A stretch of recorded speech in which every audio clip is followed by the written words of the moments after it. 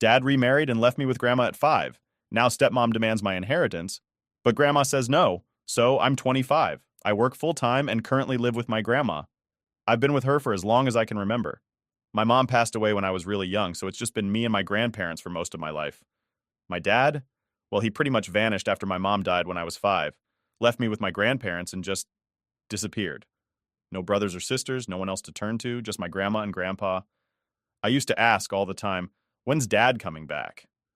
My grandma would always smile, kind of sad-like, and tell me not to worry, but eventually, I got it. He wasn't coming back. So, yeah, it's been me and them ever since. My grandparents were in their 50s when they took me in, and they weren't rich or anything, but they were the best. They made sure I never felt like I was missing out on anything, you know? I mean, I wasn't spoiled, but they got me what I needed, and they worked hard to make sure I had a good life. Grandma, she was a tough one, always working odd jobs, whether it was at the local grocery store or cleaning houses. She never complained, always smiling, always taking care of me. I still remember how proud I felt when I started school. My grandma saved up enough to buy me this cute little backpack with cartoon characters on it. It was bright pink. I think I wore it out in like a month from carrying it around everywhere, even when I wasn't in school. I know it wasn't easy for them to get me nice stuff like that, but they always found a way. That's just how they were. As I got older, I started to realize how hard they were working to keep everything together.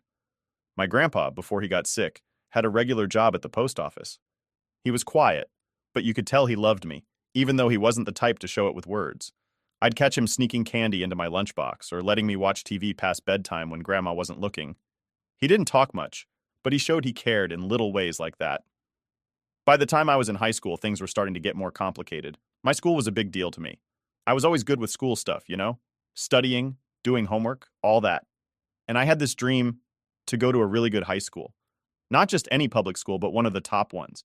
It felt like the only way out of the situation we were in. Like, I needed to do something with my life to make everything worth it. I remember this conversation I had with my grandma when I was in middle school. We were sitting at the table eating dinner, and she just kind of casually says, "You know, Jenny, don't stress too much about going to a public high school. Choose the one you like." I didn't really get it at the time, but now looking back, I know she was worried about the money. Private schools were expensive, and even though they never let on, I knew they were struggling. So I said, "But what about you and Grandpa? Isn't it going to be tough if I go to a private school?" She just smiled and shook her head. "We'll manage," she said. "We've got some savings."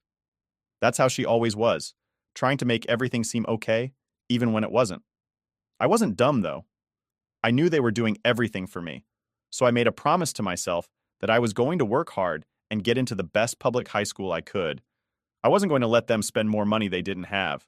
I studied like crazy, like I'm talking late nights, early mornings, flashcards everywhere, and when the entrance exam came, I nailed it. Got accepted into one of the best public high schools around. I'll never forget the look on my grandparents' faces when I told them. My grandpa, who barely ever said a word, got up from his chair, came over to me, and gave me this big, tight hug. I swear it was the first time I'd ever seen him cry. They were so proud of me. I think that was the first time I really felt like I was doing something right, you know? Like I was paying them back for everything they had done for me. Grandpa even booked a table at this nice restaurant in town to celebrate.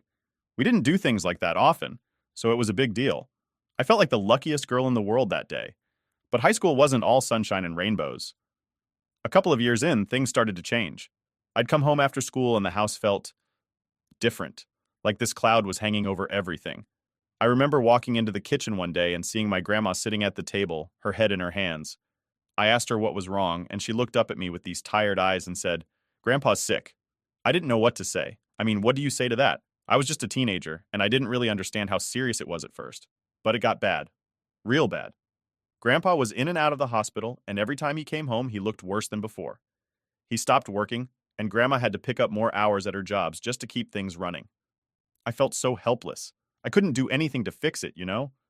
I tried to keep up with school, but it was hard to focus when all I could think about was what was happening at home. I'd stay up late studying, but I'd also be worrying about whether Grandpa would be okay. And Grandma, she was always so strong, but I could see the cracks. She was exhausted. There were days when she'd come home from work, sit down on the couch, and just stare at the wall for what felt like forever before she'd get up to make dinner. I started helping out more, doing whatever I could. Cooking, cleaning, whatever needed to be done. I didn't want her to worry about me on top of everything else. She'd always tell me, "Don't worry, Jenny. Focus on your school, you've got a bright future ahead. But how could I focus on school when it felt like everything around me was falling apart? Grandpa's condition kept getting worse. It was like this slow, painful decline. One day he'd be okay, and the next, he'd be back in the hospital. I hated it, hated seeing him like that, hated seeing Grandma so worn out, and I hated that I couldn't do anything to make it better. That's when things really started to hit me. Life wasn't going to be easy, it wasn't going to be fair, and it definitely wasn't going to be what I expected. Things got worse after Grandpa's diagnosis. It wasn't something I could ignore anymore, and honestly, I didn't want to. Every time I walked into the house, it felt heavier, like this weight I couldn't shake off. Grandpa wasn't just sick, he was getting worse, fast, and I didn't know how to deal with it. I was a teenager, and I'd never seen someone I loved just fade like that. Grandma tried to keep it together, but I could see the cracks. She didn't complain, but she didn't have to. You could just tell. There were days she'd come home from work, her shoulders all slumped like the weight of the world was on her. She'd smile at me, ask about school, make dinner like she always did, but it wasn't the same. We both knew it. Grandpa was in and out of the hospital so much I couldn't even keep track of the appointments anymore. Some days he'd be there for a week, other times just a few days. But each time he came back, he looked worse. It was like watching someone slowly disappear. He used to be this strong, quiet man, and now he was weak, tired, and couldn't even get out of bed half the time. It was tough to see. I wanted to help, but what could I do? I was just a kid. Grandma was the one holding everything together, or at least trying to. She started taking on even more part-time jobs. It wasn't just about paying bills anymore. There were the hospital costs, medication, everything. And even though Grandpa had insurance, it didn't cover everything. I didn't really understand the financial part of it back then, but I knew we were struggling. I could hear her late at night talking on the phone with the hospital, trying to figure out payment plans, arguing with them sometimes. I tried to step up, to help out more around the house. I'd make dinner if she was late. I'd clean, do laundry, anything that I thought might take some of the pressure off. I even got a part-time job at the local store to bring in a little extra cash. It wasn't much, but it was something. But no matter what I did, it didn't feel like enough. And honestly, it wasn't. How could it be? The worst part was seeing Grandpa like that. I'd come home from school and go straight to his room to check on him. Some days he'd be asleep, other days he'd be sitting up trying to act like everything was fine. He'd tell me stories, or try to crack a joke, but even that was fading. There was this one day, I'll never forget it. I walked into his room, and he looked up at me with this weak smile and said, "Jenny, I'm sorry." I didn't know what to say. Sorry for what? For being sick? For not being able to be the grandpa I remembered? I just sat there with him, holding his hand, not knowing what to say. Because what do you say to that? Nothing I could say would fix it. As time went on, things just kept getting harder. Grandpa had retired by then, and it was all on Grandma to keep us afloat. I could see how tired she was, but she never let on. She'd say, "Don't worry, Jenny, I'm fine." But she wasn't. She was running herself into the ground, and I knew it. There were days when she'd come home from work, and I could tell she'd been crying, but she'd never admit it. That wasn't her style. And then there was the hospital. It felt like every other day, there was some new complication with Grandpa's health. The doctors would explain things to me, but I didn't understand half of it. I just knew it wasn't good. One night, Grandma and I went to visit him, and he was hooked up to all these machines. He was barely awake, and when he saw us, he tried to smile, but he couldn't. That's when it hit me, like really hit me, that he wasn't going to get better. I didn't know how to deal with that. How do you prepare yourself for losing someone you've lived with your whole life? Someone who's been there every day, even if they weren't the loud, talkative type. I felt like I was losing my whole foundation. I'd go to school, trying to focus, trying to act like everything was normal, but it wasn't. My friends didn't really get it. They'd ask, "How's your grandpa?" And I'd just say, "He's okay." Because what else could I say? No one my age was dealing with this stuff. They were worried about grades or what they were doing over the weekend, and here I was, worrying about whether my grandpa would make it through the night. Grandma started talking about applying for assistance from the government. We'd always been able to manage, but now, we needed help. I didn't know much about how that worked, but I could tell she didn't want to do it. She was proud, and asking for help wasn't in her nature, but we didn't have a choice. I remember the day she went to the city office to apply. She came home with this big stack of papers, all these forms she had to fill out, and I could see the frustration in her eyes. "It's confusing," she said, sitting at the table, staring at all the paperwork. I sat down with her and helped as much as I could, but it felt overwhelming. Eventually, we got through it, and a few weeks later, we got the approval. I thought that would make things easier, but it didn't. It just made everything feel more real. We were now officially on assistance, and that felt like a loss in itself. As Grandpa's condition got worse, I could see the toll it was taking on Grandma. She was still working, still doing everything she could, but it wasn't enough. It never was. There was one night after Grandpa had another bad episode where she just broke down. I'd never seen her like that. She sat at the kitchen table, her hands covering her face, and just cried. I didn't know what to do. I wanted to comfort her, to tell her everything would be okay, but I couldn't, because I didn't believe that myself. We were running on empty, and it felt like no matter how hard we tried, we were just sinking deeper. I was scared. Scared for Grandpa, scared for Grandma, and honestly, scared for myself. What would happen if we lost him? How would we manage? I had all these questions swirling around in my head and no answers. Then one day, after Grandpa had been in the hospital for a few days, we got the call. I don't remember who answered it, but I remember the silence that followed. The kind of silence where you just know something bad has happened. Grandpa had passed away. I didn't cry at first. I just stood there, numb, like my brain couldn't process it. He was gone. Just like that. And everything we'd been holding on to, all the hope that maybe he'd get better, it was gone too. That night, Grandma sat with me on the couch. She didn't say much, just held my hand. And for the first time in a long time, I felt like a kid again. A scared, lost kid who didn't know what the future held. After Grandpa passed, everything felt strange. The house was too quiet, too empty. He had been sick for a while, but somehow we always hoped he'd come home again. When that didn't happen, I think both Grandma and I just felt kind of lost. It's not like we talked about it or anything, but the way we moved around the house, avoiding certain rooms, staying busy, it was obvious. I threw myself into work. I had graduated high school by then and had to put off college to help out at home. There was no way I was going to leave Grandma alone, especially not after everything she'd done for me. So, I found a full-time job at a local store. It wasn't glamorous, but it paid the bills, and that's what we needed at the time. Grandma, though, she was the one I worried about. She didn't complain, she never did, but I could see how tired she was. She was still working her part-time jobs, even after everything, and I knew she felt guilty. One day I came home from work and found her sitting at the kitchen table, staring at the stack of bills like they were about to jump up and bite her. I sat down across from her. "What's wrong?" I asked, even though I knew the answer. She just sighed and shook her head. "It's these bills, Jenny. We're managing, but barely. I'm just so tired." I didn't know what to say. I mean, I was tired too, but I wasn't going to say that. I had to step up. "Don't worry, Grandma. I'm working full-time now, remember? We'll get through this." She gave me a small smile, but it didn't reach her eyes. "You're too young to be worrying about bills. This isn't the life I wanted for you." That hit me hard. I could tell she felt guilty, like she'd somehow failed me, but I didn't see it that way. She and Grandpa had raised me, given me everything they could, and now it was my turn to help. I wasn't going to let her carry all that guilt. "Grandma, you did everything for me. I wouldn't be where I am without you and Grandpa. Don't think for a second this is your fault." She nodded, but I could tell she wasn't convinced.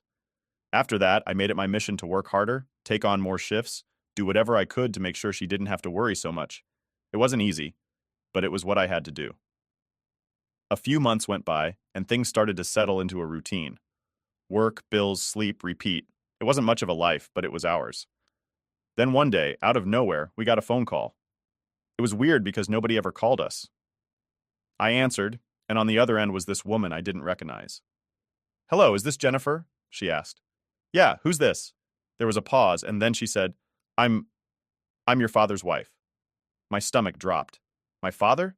I hadn't heard from him in, 20 years? And now all of a sudden his wife was calling me? I didn't even know he was married. "Okay," I said slowly, not sure what to expect. "I'm sorry to tell you this, but your father passed away in a car accident." I didn't feel anything. I mean, what was I supposed to feel? The guy had abandoned me when I was a kid, and now I was supposed to care that he was dead? "I see," I said, trying to keep my voice steady. She kept talking, but I barely listened. Something about the accident, the funeral, blah blah. It wasn't until she said something about inheritance that I snapped back to attention. "Inheritance?" I repeated. "Yes," she said, and I could hear the tension in her voice. "He left behind some assets, and as his biological child, you have a claim to them." Now I was confused. This man hadn't been in my life for years, and suddenly I was entitled to his money? It didn't feel real. I didn't even want anything from him. Why would I? But then she said something that really rubbed me the wrong way. Would you consider giving up your inheritance rights? It would make things easier for us. I mean, for me. We don't have any kids, and your claim complicates things. I couldn't believe it. She didn't even try to hide what this was about. It wasn't about my father's memory or closure or anything like that. It was about money, and not for me, but for her. She wanted me to just walk away, pretend like I didn't exist so she could have it all to herself.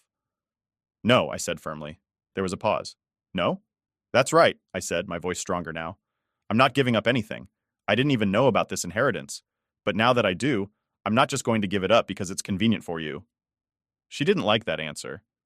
But you didn't even have a relationship with him. What difference does it make to you? That hit a nerve. You're right, I said. I didn't have a relationship with him. He left me with my grandparents and disappeared.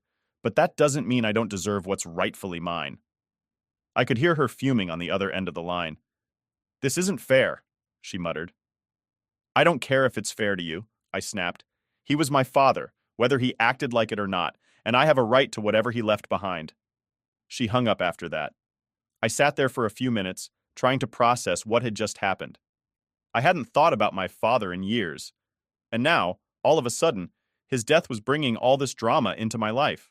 I told Grandma about the call, and she wasn't surprised. I always knew your father was selfish, she said. But this, trying to take everything for herself, that's low, even for him. We decided to consult a lawyer, just to make sure we knew what we were getting into. I wasn't sure how much money we were talking about, but it didn't matter. I wasn't going to back down. Not after everything we'd been through. I wasn't about to let some stranger, someone who didn't even know me, take away something that, for once, was supposed to be mine. After the phone call with my dad's wife, things escalated fast. It wasn't just about my inheritance claim anymore. It became this weird battle between me, someone who hadn't even seen her father in over 2 decades, and his second wife, who clearly wanted everything for herself. I wasn't trying to be greedy, but the way she came at me, demanding I give up my rights without even a proper conversation, rubbed me the wrong way. So, I dug my heels in. The first thing I did after talking to Grandma was call the family lawyer. He was actually a cousin of ours, and I'd only met him a few times growing up, but Grandma swore by him. She called him a straight shooter, which basically meant he didn't mess around with nonsense. I liked that. I didn't want drama. I just wanted to know what my rights were and where I stood in all of this. I sat down with him a few days later, and he went through everything with me. My dad had left behind a decent amount of assets, some savings, property, a few investments here and there. It wasn't like he was rolling in it, but it was more than I expected from someone who had basically ghosted me for most of my life. The part that got me was how much of this was a surprise. I knew nothing about his life after he left. The lawyer said the second wife had been living pretty well, and now that my dad was gone, she wanted to hold on to everything. So, what do I do? I asked the lawyer, sitting in his stuffy office, feeling a little out of place. I didn't know anything about legal stuff, especially something like inheritance. I mean, this wasn't exactly something we learned about in school. Well, he said, adjusting his glasses and looking through some papers, you have a claim to half of your father's assets. As his biological child, you're entitled to that, unless you choose to waive your rights. I shook my head. I'm not waiving anything. He smiled a little. I didn't think so, but the other side, meaning your father's wife, is likely to contest it. This could get messy. I didn't really care if it got messy. I wasn't going to let her bully me out of what was mine. But I had to think of Grandma, too. She was still recovering from everything with Grandpa, and I didn't want to drag her into some legal battle. But when I talked to her about it, she was all for me standing my ground. You deserve this, Jenny, she said firmly. After everything you've been through, don't let that woman take what's yours. So that was it. We were in. The lawyer filed the necessary paperwork, and it wasn't long before the second wife's lawyer got in touch with mine. Apparently, she wasn't happy about me staking a claim and was prepared to fight. I tried not to think too much about it, but it was hard. I'd come home from work every day wondering if there'd be another call, another piece of paperwork, something else to deal with. It started to consume a lot of my time, which I guess is what legal stuff does. Then one day, there was a knock at the door. I wasn't expecting anyone, and Grandma was out running errands. I opened the door, and there she was, my dad's wife standing right on my doorstep. Can we talk? She asked, looking all stressed out, like this whole situation was wearing her down. I didn't really want to, but I figured I'd hear her out. All right, I said, stepping aside so she could come in. We sat at the kitchen table, the same table where Grandma and I had talked about everything just weeks before. It felt weird, like I was letting the enemy into my house, but I was curious about what she had to say. I know this must be strange for you, she started, fidgeting with her hands. You didn't have a relationship with your father, so why are you pushing this? Her tone wasn't aggressive, but it was clear she was trying to guilt me into backing down. I wasn't having it. I didn't have a relationship with him because he left me, I said, keeping my voice steady. But that doesn't mean I don't have a right to what he left behind, she sighed. But I was his wife. I was there for him when no one else was. I'm not saying you don't deserve something, I replied. But I'm his daughter, and I'm not giving up my rights just because it's inconvenient for you. Her face tightened. Inconvenient? You have no idea what this has been like for me. Losing him, dealing with all of this, and now this inheritance battle. You don't even need the money. I felt my blood boil a little at that. How did she know what I needed? She didn't know my life, didn't know the struggles Grandma and I had gone through. You don't know what I need, I said firmly. This isn't just about the money. It's about what's fair. She didn't like that answer, but she didn't push back as hard as I thought she would. Instead, she just looked tired. I just want this to be over, she muttered. Well, it'll be over when we settle this properly, I said, not backing down. I'm not giving in just to make things easier for you. There was a long silence after that. She stared down at the table, and I could tell she was trying to figure out what to say next. But whatever she was thinking, she kept it to herself.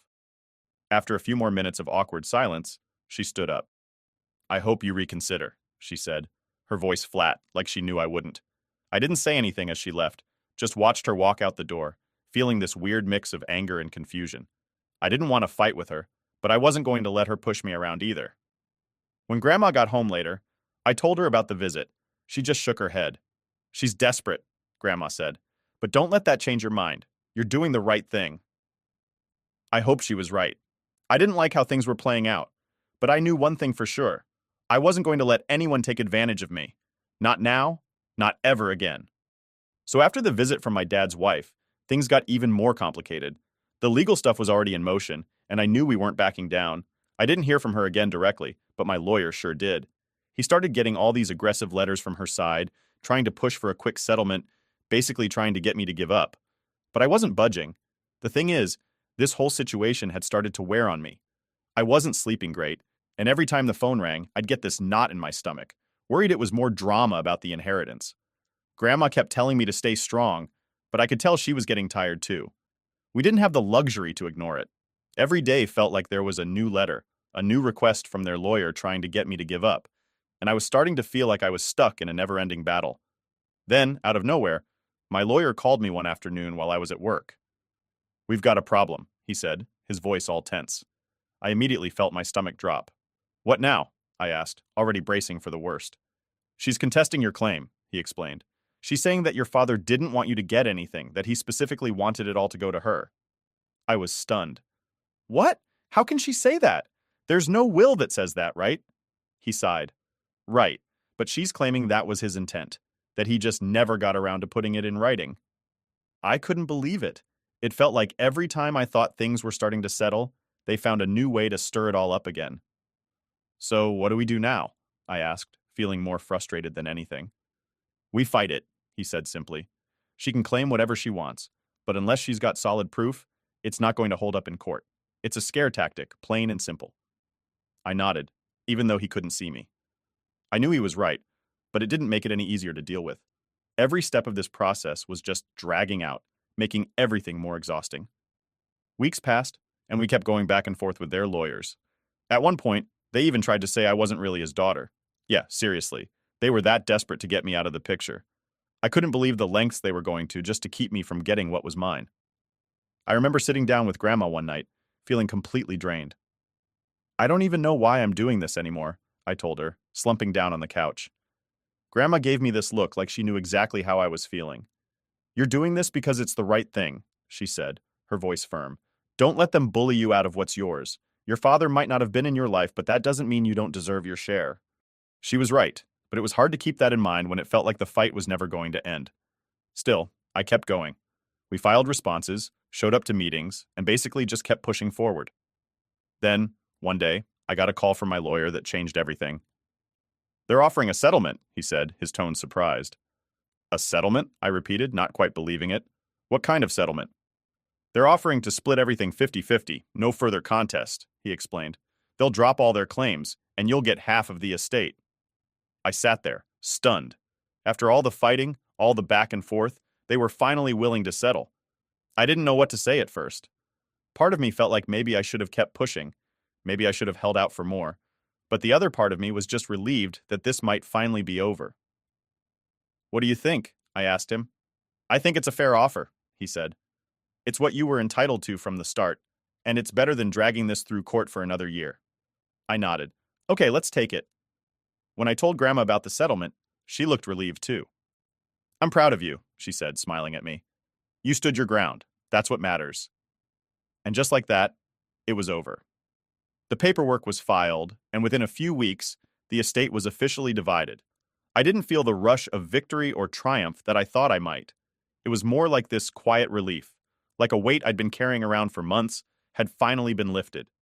We got our share, and it was enough to take care of the bills, put some savings away, and finally let Grandma retire from all those part-time jobs she'd been working. That was the best part of all of this.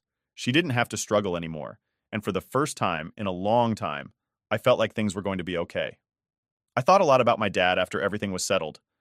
Part of me still couldn't believe how things had played out. He wasn't a part of my life, hadn't been there for me or Grandma, but in the end he'd left something behind.